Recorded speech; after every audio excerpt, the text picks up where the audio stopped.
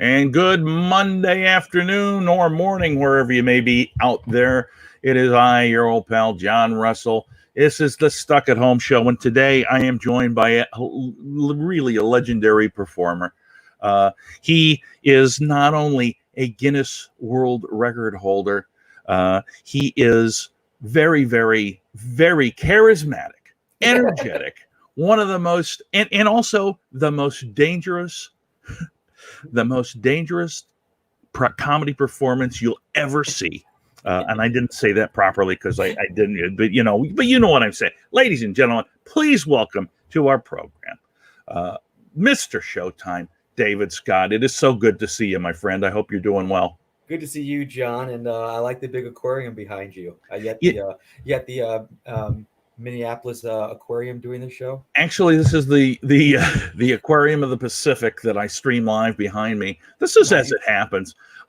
And I try to explain to people, I don't have a green screen. It's a virtual green screen, but otherwise nobody wants to see where my sad room in the basement. So yeah, here I'm in my office, my movie posters behind me. So. It's beautiful. It's beautiful.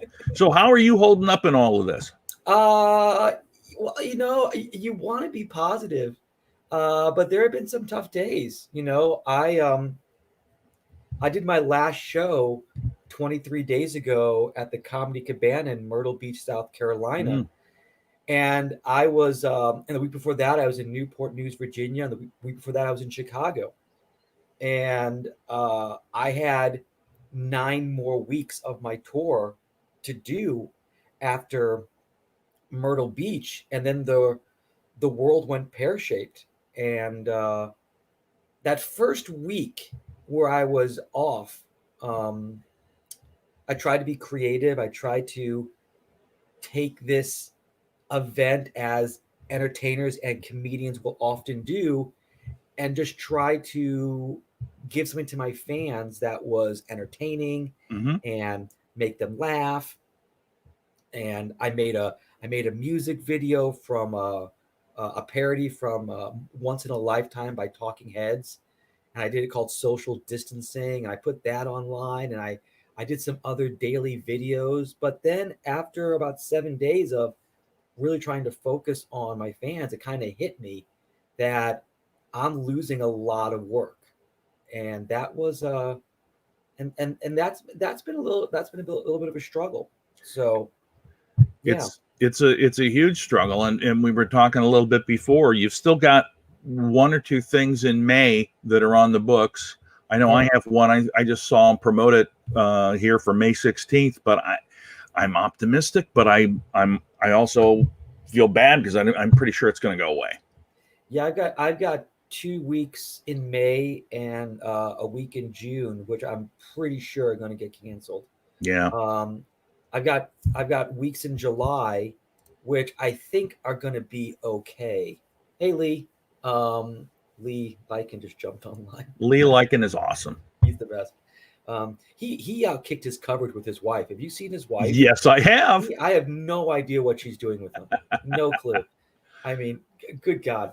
I mean, first of all, Lee is like 8'6", and his wife is like 4'3". No, they're lovely. I love them both. Yeah, I think that the shows I have in July, I think those are going to be okay. But my concern, I think a lot of people in this industry are like, yeah, we're going to reopen the country and you can go back out, but who's going to actually go back out? A lot of people are going to be out of work, have lost money. Unemployment's going to be 20 million more unemployed. Who's going to have the disposable income to go to a comedy show and watch me shove marshmallows in my mouth? I know. I mean, it's a frightening proposition. I had this discussion with somebody else. His deal was that he didn't think we were going to be able to go out and do shows again until into the winter, and that sounds like something Nathan Timmel would say. Oh, it wasn't Nathan. It wasn't. No, it wasn't Nathan. It was somebody else. But I mean, part of what I understand is like, okay, yeah, they may or may not want us to go out because there's not going to be a vaccine. But there's so much that's unknown about this. My brother sent me a deal yesterday that I found very, very interesting. 2 weeks ago, I had a case of pink eye, and I thought I got it from a 4-year-old grandson who had his hand down the back of his pants, which makes perfect sense. But my brother sent me this information, and it was on several news articles, that pink eye is potentially a symptom of COVID. And he says, maybe that's the only symptom you had. Maybe you had it. And I'm like, I don't know. That's crazy. Possible. Who knows? Who knows? Yeah, yeah. We talked about this offline, but the misinformation that has been given out, and then the absolute wrong information that's been given out, is causing a lot of issues. I love my mom to death, and she is one of the two most important people of my life. My dad being the other one, and of course my daughter. But my mom used to, and I'm talking about for years. We're going back 7, 8, 9, 10 years. When I'd meet her, she would we go out to dinner or whatever. First thing to do, she'd sit down at a table, she'd take out a hand sanitizer bottle about this big, take it out, squeeze it on her hands, rub it together, and put the hand sanitizer in the middle of the table. Said, "That's for everybody." And I was so embarrassed by that. And now my mom looks like an effing genius. And she, like a year ago, she went out and bought surgical masks. I like, why? She was like, well, because you never know. I go, you're nuts. Now my mom's a freaking genius. So I feel like if you were cautious ahead of time, if you were taking care of yourself ahead of time, you're going to be okay. Yeah. But, first of all, you don't wear masks in public. Turns out, no, you should be wearing a mask in public. Young people under the age of 65, it's very rare. You're probably not going to get it. Turns out almost 50% of the people who have this are under the age of 65. 21% of the people who are dying from it are under the age of 65. You have to have an underlying health issue. You got to have breathing problems or heart problems, or your pancreas must not be working. Turns out that has nothing to do with it. So you're right. You watch The Walking Dead and you wonder, how could it have gotten that bad?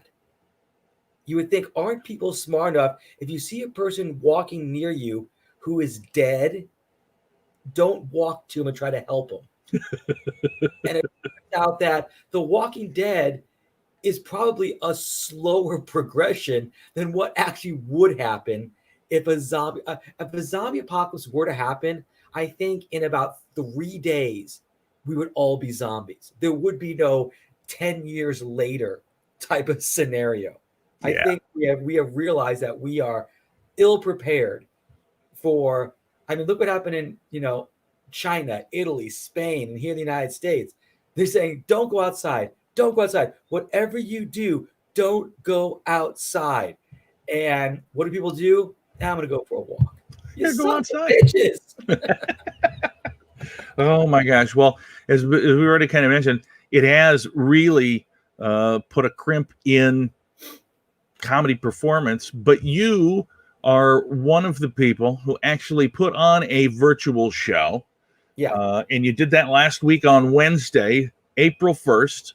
Right. Which to me has always been the greatest day to do a comedy show. No matter what day April 1st is on, I always try to do a show on April 1st. And you did it in your backyard. No. Pretty much. Did it at a comedy club. Did it on stage at a comedy club here in St. Louis. Yeah. And you were one of the few people that actually charged for it. It was not a tip jar deal. You had to pay a ticket price to watch a show, which, to be fair, was not outrageous by any means. $5. $5. That's a good amount of dough. And how many people did you have show up? 129. Wow. 129 people paid $5. Boy, that's quarantine money, baby. Well, yeah. Well, we did it. It wasn't just. I wasn't just trying to make money for myself. Right. I was trying to help the club. The club, Backdoor Comedy in St. Louis, had just opened in September of 2019. And when a new club opens up, they're going to struggle. Right. It's just the nature of the business. And they were just, as you know, as people who know about comedy, this is our busy time. From November to April are the busy months for comedy clubs. And they were just hitting their stride. They were starting to get really good crowds. You know, you invest 50, $60,000 just to open up your club, and they were just hitting their stride, and then this happened, and it all got blown up, and they have bills to pay, and this whole like, loan forgiveness, we're going to give you 90 days to pay your bills, which is great. 90 days to pay your bills is wonderful, but in 90 days, if you've not made any money in those 90 days, the bill is still going to be the same. So I wanted to help them raise just a little bit of money to just pay a phone bill, pay the cable bill, pay what, just a little things to just knock down. It wasn't a lot, but it was just something to, help the Absolutely. comedy club. And then we were also we were taking Venmo Yeah, donations if you wanted to pay a little bit extra, and like say, so I think all told, he made enough money to, pay the utility bill, pay his back staff, so it just feels like right now, um I want to do as much as I can to help the clubs that have helped me over the last 27 years just, stay open through this time. And I probably will do this again. I will have another virtual show. um it's already in the works for April 30th, okay, which will be the 7-year anniversary when I set my Guinness World Record. I remember And that. we're going to do another one, and it's going to be a 12-hour show where Holy we're going to do cow. 12 hours continuous. But it's not just going to be me. We're going to bring comics in, from the area, and it's going to be comedy, music, variety. It's going to be like a, a Smothers Brothers variety show, Yeah, but we're like going to do 12 straight hours of it. and kind of a telethon. Kind of a telethon, yeah. Yeah, Just to, and we're going to split the money, and it's all going to, you know, um, it's all going to be split, with everybody involved. yeah, I like Um, the idea. It's great. yeah. Now there are other, and I mention this every time I do this and I talk with somebody, only because I know you're a very creative person, and you must, to not have that outlet, like we were talking when we started, doing different little content ideas, the song, etc. Um, it's hard to not have that feedback, isn't it? Oh my God, it's the worst. Um, we live in a virtual world right now where people get their feedback by likes and subscribers and comments. I'm not from that world. I need the instant feedback of an audience on whether or not a joke works or a bit works. And not having that instant feedback is, or affirmation or acceptance, is really, really hard. Like, I can only tell jokes to my cat so many times before she goes, dude, I'm done with this, and she just walks away. So it's very strange. It really is. And all the virtual open mics and virtual shows and virtual everythings that pop up. I like to try to tell people, if you're walking by and you happen to see it, look for a little bit and give it a like, because that really helps people like us that are creative, that are just banging our heads against the wall. Yeah, I'm a big fan. I mean, I think all these entertainers and comics who are doing these online shows, virtual open mics, I love it. I'm a big fan of it. I think it's great not only for them, but it's great for the people who are their fans or people who are stuck at home. I think it's wonderful. I think, um, the more people who are doing it and keep the idea of comedy alive is just really smart. So Absolutely.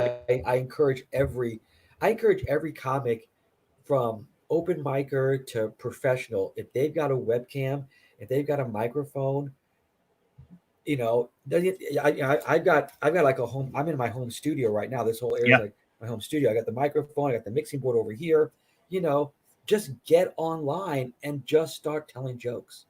And Yeah. see, don't worry about the the feedback, just try to tell jokes, and I think that's great. I think Do it's it, I do think it, do it. comic. It helps us with our minds to keep Absolutely. because we can, Absolutely. as you know, as a comic, we can go down the rabbit hole in our minds. We can spiral down and down and down, and because we are being told to do the one thing that we have spent our lives not doing, and that is staying away from people.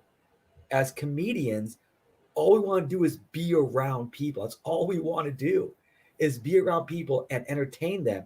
And we are being told to stop doing the one thing that's almost like breathing to us is don't go around people, don't socialize, and stay isolated, which is like a death sentence to comics. Absolutely. Absolutely. All right. Speaking of what might have seemed like a death sentence, your Guinness performance, your Guinness World Record performance, longest stand up set ever by a human being, was performed by you, and I got to see part of it because I was down there for the comedy 10K. That's right. You guys see near the end of it. Yes, when you were a little loopy. 40 hours and was it 8 minutes? 8 minutes. 40. Consider this, ladies and gentlemen that are watching. This man stayed awake telling jokes for 40 hours. That's nearly 2 days. And let me tell you, you correct me if I'm wrong. I don't know if you didn't repeat. We did repeat. Me and my team, comics you might know, Dwayne Clark and Chris Smith. Oh yeah. They were my writing team, and we wrote 2 12-hour sets. Jeez. So we did a 12-hour set, and then we repeated the 12-hour set. In theory, on paper, it was a wonderful idea because the rules that were set up by Guinness were this: you could only repeat a joke every 4 hours. Mm-hmm. So we thought if we write a 12-hour set and actually write it out line by line, almost like a play, then we could just do 12 hours, reset 12 hours again, and we do that 3.5 times, and we're done. But then, as you so accurately pointed out, I got loopy, and I lost my place I did the first 12 hours, and everything was fine. I did the second 12 hours, and I was okay. It was at hour 26 where my mind just sort of went away. and I lost my place. And I started repeating jokes before the 12 hours. So my team is scrambling behind the scenes that no one saw. They're scrambling, trying to find out where I am. Because I started doing jokes that we had not written. I was doing jokes from like when I was 13 years old. I started doing comedy. My first time I actually told like a joke, like in front of people, I was 13. And the first time I was actually on stage I was 16. And for some reason, my mind went back to those jokes. Oh gosh. And I started telling jokes. My team's like going, "What is he doing up there? What is this?" Yeah, hour 26 was the hour that I almost quit. And I've talked to some other comics who have tried this, and they're between hour 23 and 26 is when most people just quit. And they're like, "We can't do this." Their minds are gone. I kept on going for 2 reasons. My buddy Dwayne, you got to take a 5-minute break every 60 minutes. So every 60 minutes, you got to take a 5-minute break. If everybody's wondering when I go to the bathroom or when I pee, that's the biggest question you ask. When do you go to the bathroom? You get a 5-minute break every 60 minutes. And during one of those breaks, I was literally backstage in the fetal position. And I was like almost in tears. And my buddy Dwayne it was like 7:00 in the morning. And my buddy Dwayne picks me up, drags me outside into the sunlight and says, "Take a deep breath. Take a deep breath." He goes, "From this point on, Don't care about the crowd. Don't care about laughter. It's you against the clock. It's you against the clock. And that gave me the motivation to go back on stage and continue. That was probably the biggest single thing that kept me going. The second biggest thing was that my mom and dad were going to come up to see me set the record, and they were not going to make it up there until about hour 38.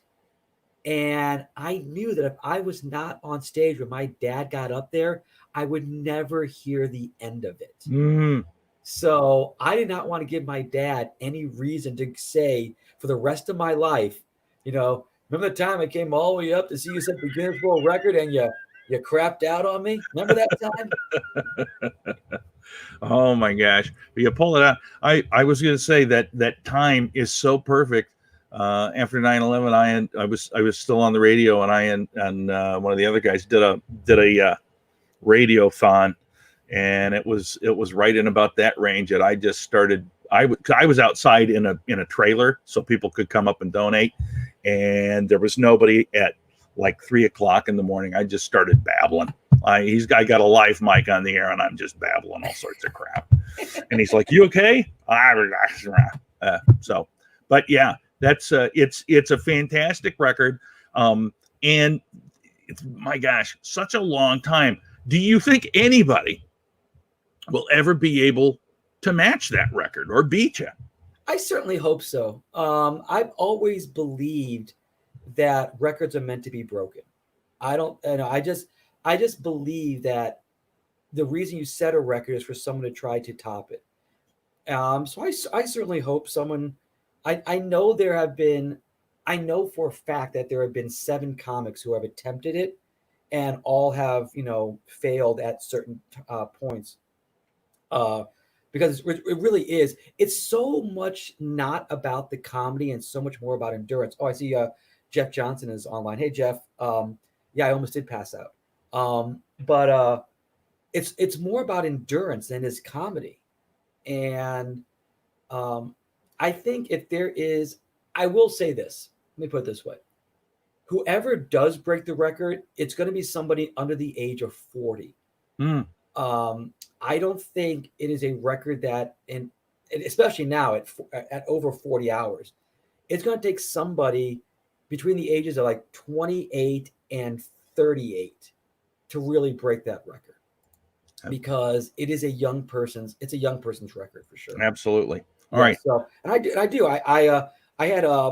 I was in Fort Myers, Florida last year, and a young comic came up to me, and during open mic night, and I was performing, and they did, they had like open mic night before they do the comedy show. Sure. And after he was on stage, he was in the comic, and then I went into my show, and he comes up to me after my show, and he goes, I just want to tell you this in all due respect. I'm going to break your record. And I looked at him, I go, I absolutely hope you do. I absolutely hope you do.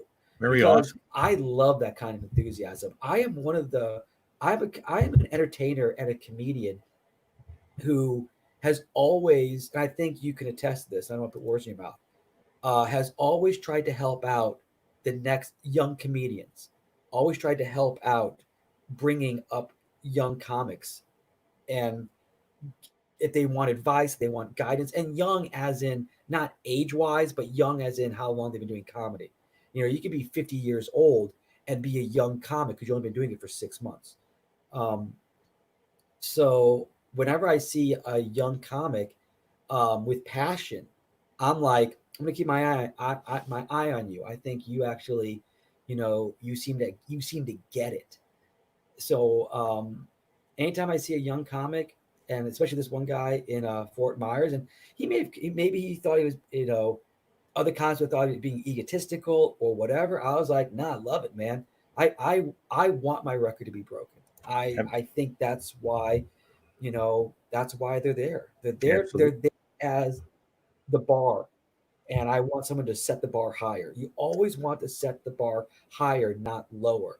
And that's why I do the show that I do. I'm trying to always set the bar higher. Even with myself personally, I never get comfortable with where I am in comedy. I always want to set the bar higher. And I Absolutely. hope every comic and every entertainer out there doesn't just flatline and stay where they are, and they're always trying to one up. I was asked recently, what's my perfect show? And I go, I hope I never find it. Mm. I hope I never have the perfect show, because once you have the perfect show, where do you go from there? There's nowhere to go. I hope I never have the perfect show. I want to always improve and set the bar higher and higher. It's an excellent point, and I can personally, as an old comic that's young, I can attest to the fact that you are nothing but nice and helpful. You've to me, I remember after the day after you set your record, we're down at the Comedy 10K, and you were just you were the MC of the whole Comedy 10K that Yeah. year, and you were fantastic to me. And it's I'll never forget it. Um, so I can attest to that fact. Hi, Carol. Carol's over in Kenosha. If you're going to do the Kenosha Comedy Club, Carol will be there to see, I think. I was actually, I was supposed to, the week that the whole world went pear shaped was the week I was supposed to be in Kenosha, March 2021 or 21, 22, whatever it was. That was the week, that was the first week I was talking to Frank, and Frank calls me up and goes, "So listen, man, we're going to try to do a show. We're going to have 50 people." I'm like, going, "Okay, let's do a show for 50 people."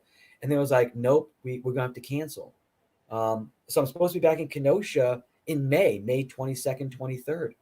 And God love Frank. This guy is, you know, he is so defiant. I mean, he respects the fact that we got stuff going on and we're just trying to make the world better. But he just gets the fact that we need to have laughter. We need to have entertainment. We need to have this release. He's like, I want to get these shows back going as soon as possible. So God love him. And I'll tell you something, every comedy owner I've talked to, every comedy club owner I've talked to, I know, I'm not sure if Jeff Johnson is still online, but I'm sure he would agree with this, is that we want to get back out there booking and performing as soon as possible. No one is taking this as this is the end of comedy. When no one has said we're going to close down, we're never going to reopen. Everybody is like going, we are going to get this going again. We're going to get this working again. And I think that's a great attitude that no one has just like succumbed to Yeah. this this virus. We're still fighting. We're still trying to, keep it alive.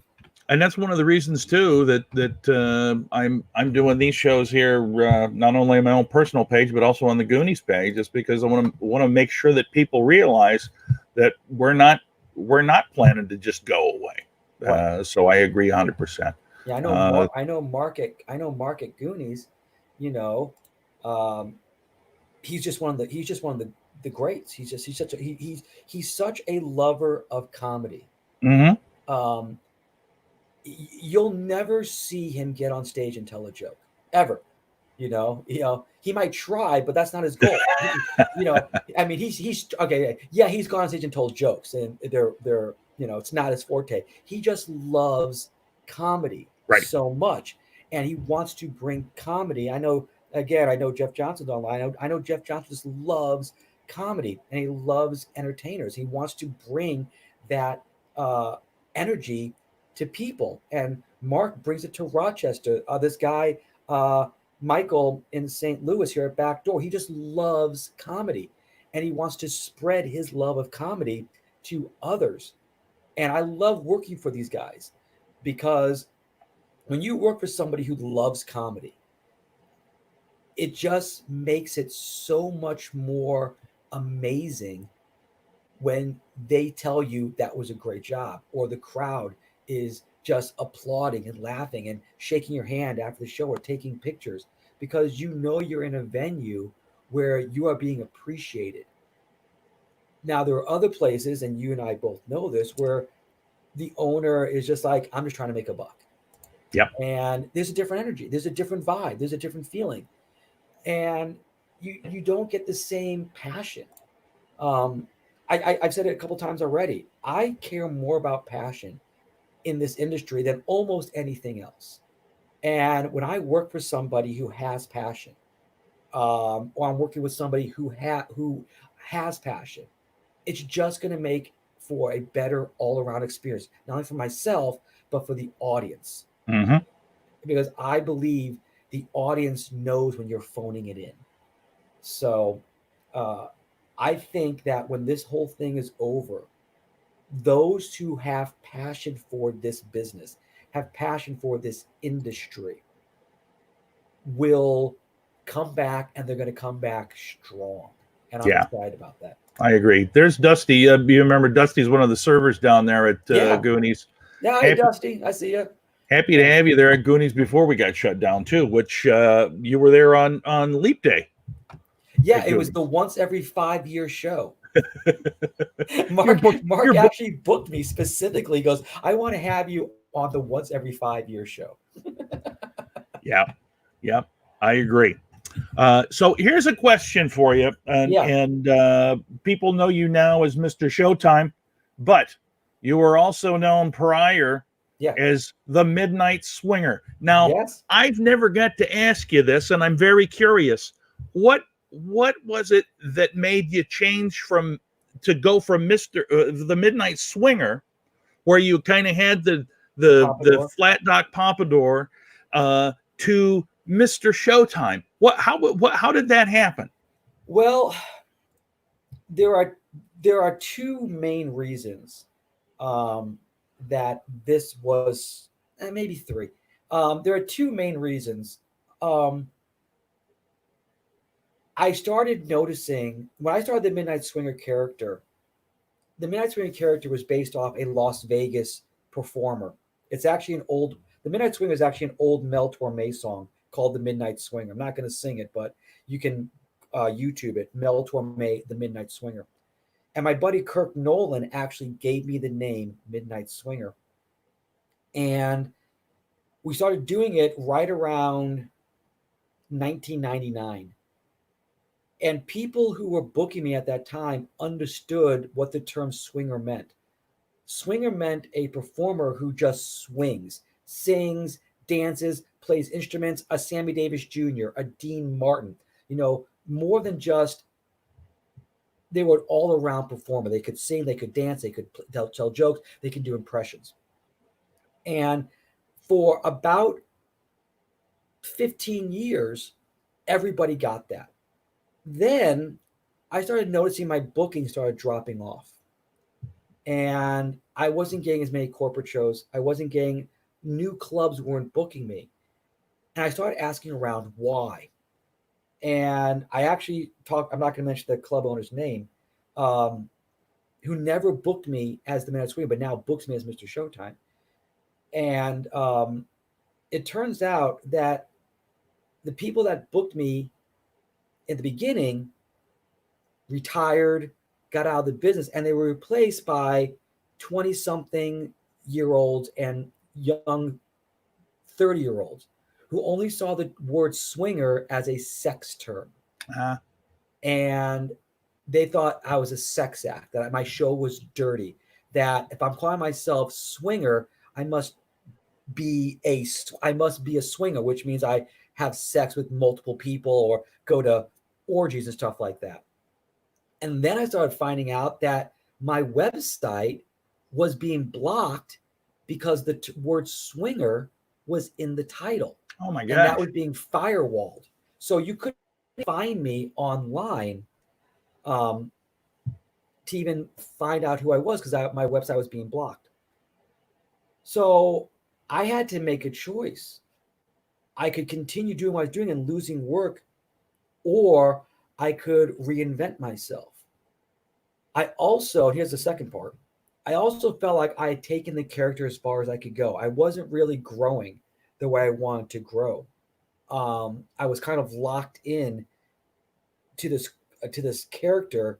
I backed myself into a corner where I had to keep on doing the same show or the same style of show to keep true to the Midnight Swinger character.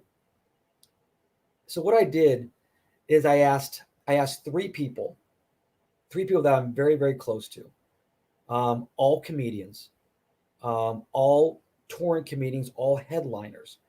And I said, describe me in one or two words. Just describe me in one or two words. Don't think about it. When you see my show, describe me. And all of them came back with some variation of show, showman, showtime, showstopper, some type of variation of the word show. And I thought about that for about 2, 3 months. And I said to myself, I'm just going to reinvent I'm going to tear down my show, reinvent it. And I came up with this phrase, I am Mr. Showtime.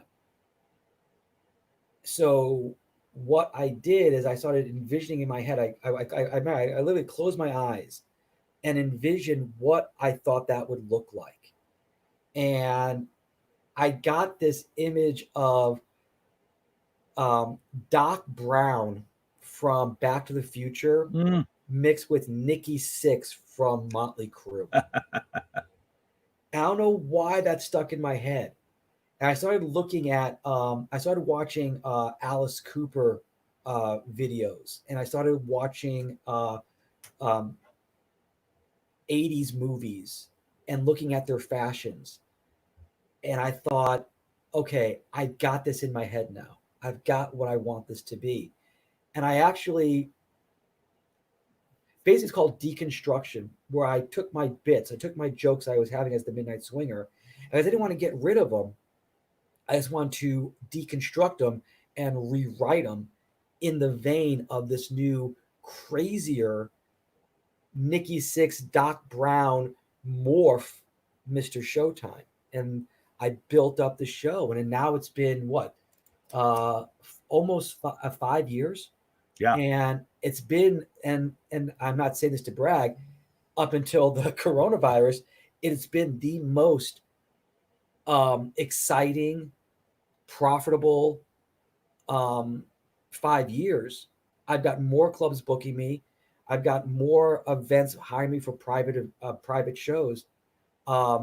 It's been just an amazing turnaround. It's been a revitalization of my career, because I honestly believe if I'd stayed as the Midnight Swinger, I would not be at the level I am right now. Absolutely. So again, it goes from taking the bar and moving it. Hey, Chris. Oh, you're welcome, Chris. Chris is just amazing. Moving a bar up higher and higher and higher and higher, and never being satisfied with what I was. And I was willing to risk it all. Yeah. I was willing to throw it all away. I believe in this industry, and I know you'll agree with this. You've got to bet on yourself, and you've got to be willing to go all in on yourself. Because if you're not, you're never going to move that needle. Right. So you've got to go all in on yourself. And that's what I did. I said, I believe in, and again, I'm not trying to come up as egotistical. I believed in my talent, and I believed in my ability that if I were to make this change, I could raise the bar. So I bet on myself. I changed everything about how I looked and about how I was performing, and it worked. It absolutely worked. And I mentioned this one club that would never book me as the Midnight Swinger, booked me as Mr. Showtime. And and I remember this, they booked me in April of, I won't say the year, I guess I can, 2018. They booked me in April of 2018 as Mr. Showtime. I killed it. They brought me back in July. Oh my gosh. And then they brought me back again the next year. So now I'm playing that club twice a year, because they're like, we had no idea. We had no idea. So it works. And I've got more. And now I've got clubs that I've never worked before that are now booking me. And is it a better show? Absolutely. Was the Midnight Swinger show a great show? Yeah, I believe the Midnight Swinger show, you saw me as the Midnight Swinger. Yeah. A lot of people saw me as the Midnight Swinger. That was a great show. I believe that was a great show. I think it was something different that no one else was doing. But now the people that didn't book me see me as Mr. Showtime. They're like going, "This is great." The people who booked me as Mr. Showtime, as the Midnight Swinger, who now see me as Mr. Showtime, all they see is that the show was here. Now And it's now here. it's elevated. Now it's elevated. So Yeah. all they keep on getting is better shows.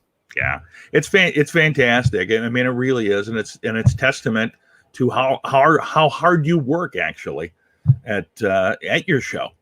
And one of the things is you kind of wear some wild clothes. I've always done that.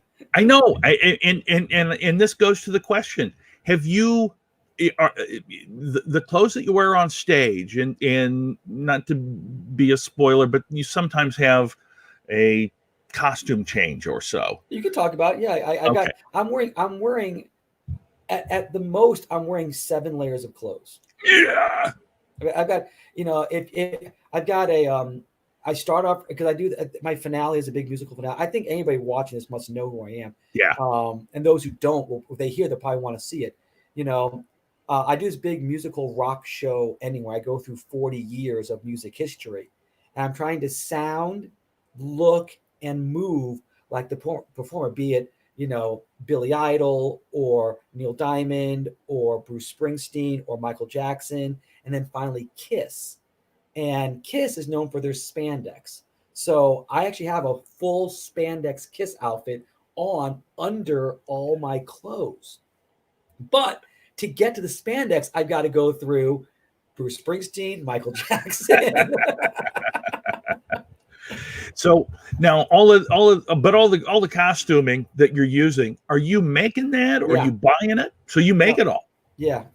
Well, I buy the shells. Like I said, let's say I buy a pair of pants or I buy a shirt, and then I have to take it apart, make it a tearaway, so it just comes across part easily. Gotcha. And then I don't actually. I actually had some pants custom made and some jackets custom made, because I knew I couldn't make it myself. I knew they didn't exist, so I had some stuff custom made, and they fit great. Once you have something custom made, it's hard to buy stuff off the rack at Walmart. Yeah. Yeah. Well, but again, it's my dad always told me you have to spend money to make money. It's true. And I believe that, so of course when you have no money coming in, it's hard to spend it. There you go. But yeah. So if I'm not making it myself, I've got this guy who helps me comes up with a lot of design work. And he kind of, comes up with some ideas. Here, I'll let you look at that from Chris again. Chris is going to be on with me tomorrow, by the way, Chris Schlichting. Oh, wonderful! Chris and is great. And we'll talk about him. Oh, there we go. You got your first booking. You want to go to Alaska? Mike Fink's a good guy. I actually did a show in Alaska. I'm not sure where he is in Alaska, but I did a show in Skagway. I'm sure if you've been to Alaska, you know what Skagway is. Oh my goodness. Yeah. Yeah. Mike booked some stuff in and around Anchorage, I believe. Anchorage. I'll tell you something. And I'm not sure if Mike will say this, but Alaska might be the last place that gets the coronavirus. It might be. You're right. You're right. Mean, Alaska might become the new hotbed of comedy. You never know.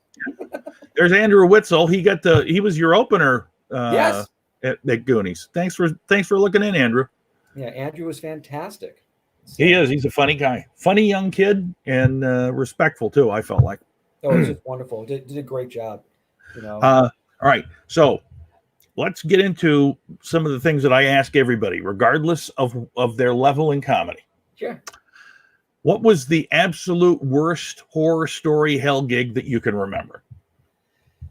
Wow. Boy, just one. 27 years worth. Yeah, there's been a lot of hell gigs. And I'm sure a lot of comics will talk about, small crowd, no crowd. Two come to mind. One was way in the past, and one was about 5 years ago. I'll go to the first one first. It was in Iowa. It wasn't Des Moines, Iowa. It was a little town near Des Moines, Iowa. And the place was called Spaghetti Works. and some people might remember, some of the older comics might remember a place called Spaghetti Works, where it was a spaghetti restaurant, but they had a back room where they had comedy on the weekends. On Friday and Saturdays, they had a comedy club in the back, and it was actually a decent room. But it's a spaghetti joint, Italian restaurant during the day and night. So a lot of people would come in after eating to the show. And if you know anything about Italian food, a lot of people drink red wine with Italian food. And this one woman, um, it was a Saturday night, I guess about 120, 130 people. And this one woman had in the front row, which is, it's always the front row. I don't know why it's always the front row. Had a lot of spaghetti and a lot of red wine. And without getting too graphic, vomited Oh no. and got really, really sick. And with the red wine and the partially digested spaghetti and meat sauce, it was on stage having a woman who was drunk. She wasn't just sick, she was drunk, and has this happen. And you as a performer like going, and I was like, and I was young. I was a young performer. This had to happen 20 years ago, maybe longer, maybe 22 years ago. And I'm on stage. I go, what do I do? What do I do? And the whole room just evacuated because it was really bad. And I'm like, put the microphone, and I walked off stage, and we're outside. It was bad. We're outside just trying to get fresh air. It took like 90 minutes to like clean everything up and get her out. And the manager of the club goes, okay, we're going to start the show again. And I'm like, the F we are. Oh my gosh. So that was, again, is that a hell gig? No, it was a horror. It's an experience that it's never been topped as far as things going bad. That was just the most horrendous. What do you do? Because as a comedian, you want to be like, oh, I can play off anything. I'm a comedian. I can bounce. I can zig. I can zag. When a woman throws up a plate of spaghetti and a bottle of red wine, there's no coming back from that. You just walk off. You walk off stage and you're just like, good night, everybody. Oh my gosh. The other event, and this is about, I would say, I came up 4 or 5 years ago. It was a casino gig, and it was 2 nights. 2 nights, 4 shows, and they wanted an hour. They wanted 45 minutes. I was like, okay, so no problem. I just thought it could be a regular casino show. And I get there, and there is no showroom. There's like a lounge area.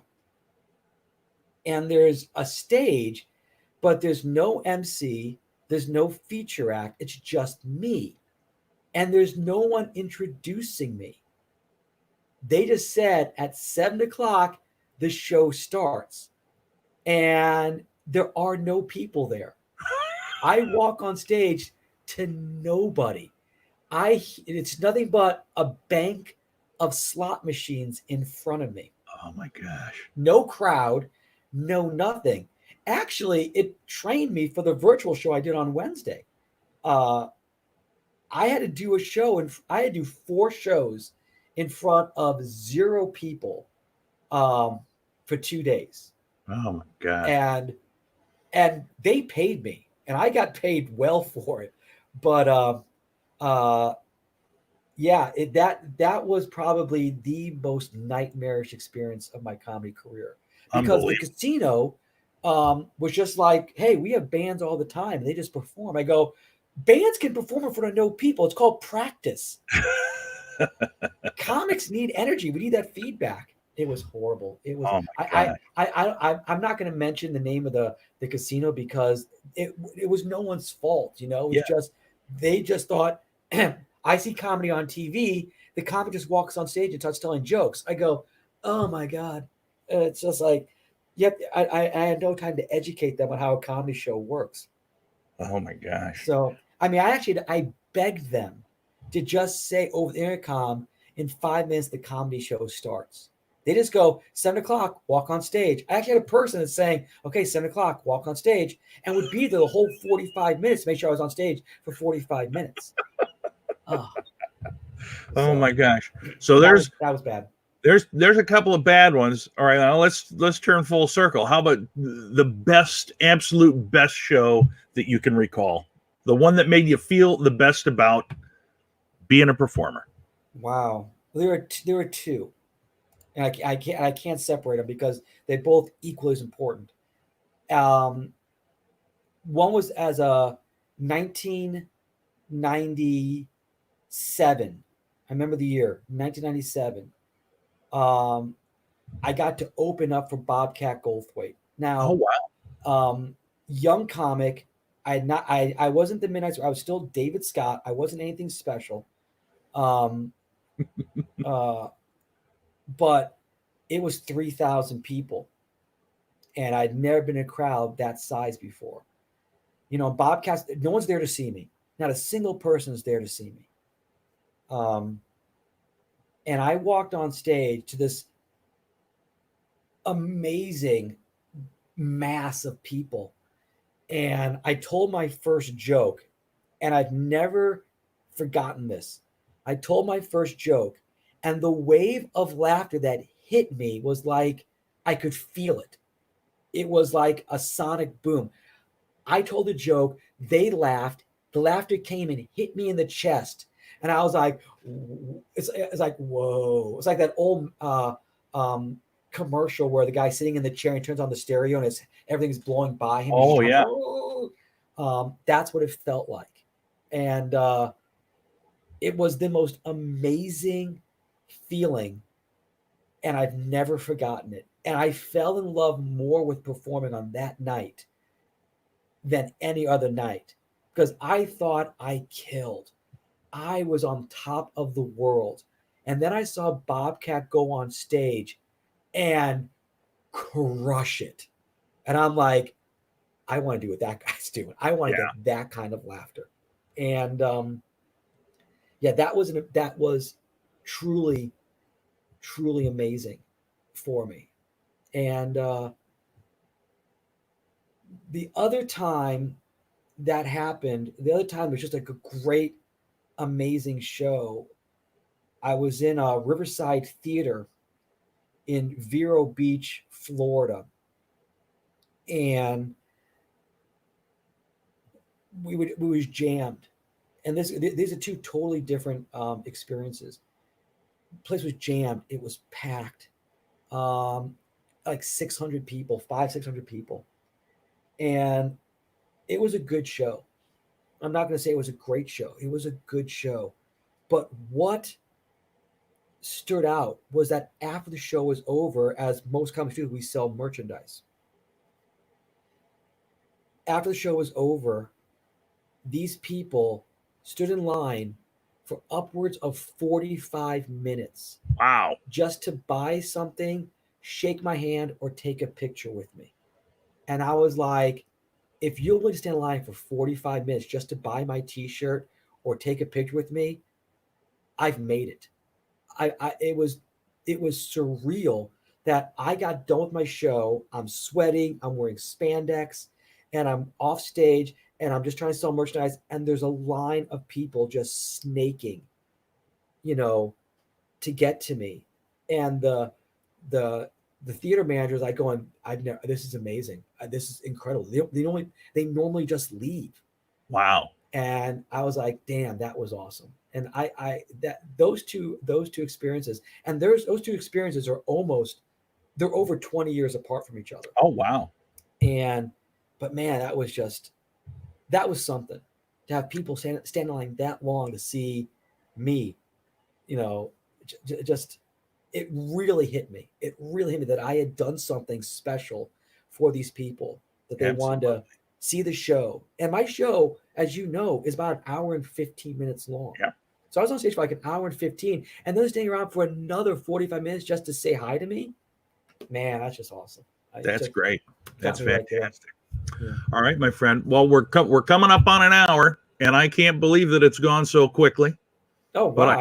I just noticed the timer in the corner. Yeah, that's how observed. And by the way, anybody that's commenting and chatting, I'm sorry that I'm not responding back to you. But thank you for the people that are commenting. I kind of focus on one thing or the other. So I pop them up if they come up and they're not offensive. Yeah. Well, I know Lee just said his best show is when I open for him. There you go. There you go. And you know Lee's not a liar. No, he's not. You can't be that tall and lie. Nope, so, you can't. You can't do it. And I look forward to talking to Mike in Alaska and see if we can work out a gig. I've got to assume the travel expenses are going to be quite high. I'll tell you what. I'll hook you up with Mike. In fact, you bring Mike up. Hi, Carol. Thank you very much for listening. We appreciate it. Carol's been a very big supporter of mine for as long as I've known you, and she's watched every one of these that I've done. I appreciate it very much, Carol. Thank you, Carol. Hopefully, I'll be in Kenosha in May. Carol, you can come on and see a show. I was gonna say, you bring up Mike Fink. Mike Fink is Peak Entertainment, and I'll get you his information. But I also want to mention to the comics that are out there watching, and maybe you've gotten this far. On Wednesday, we're going to do a special show. I have a show at 1:00 with Kevin Kramus, and then at 2:00, I'm going to have Mike Fink and Mark Poulos on with me. And we're going to talk about a little contest that Mike Fink has come up for comics. And there's going to be a cash prize, and it's not necessarily comedy related. Can be, but it's going to be,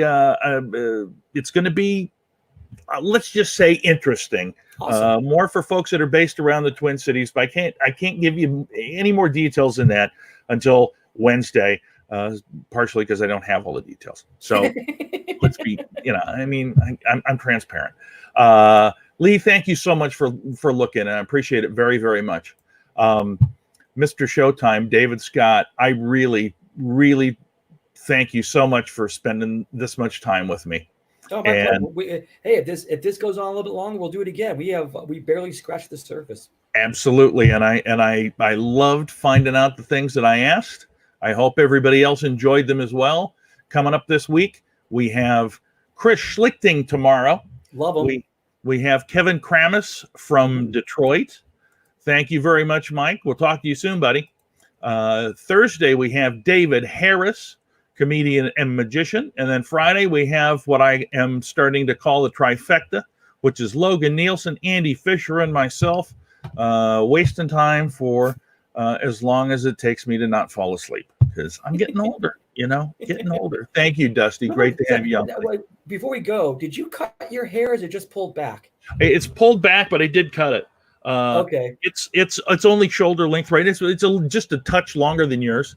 Okay.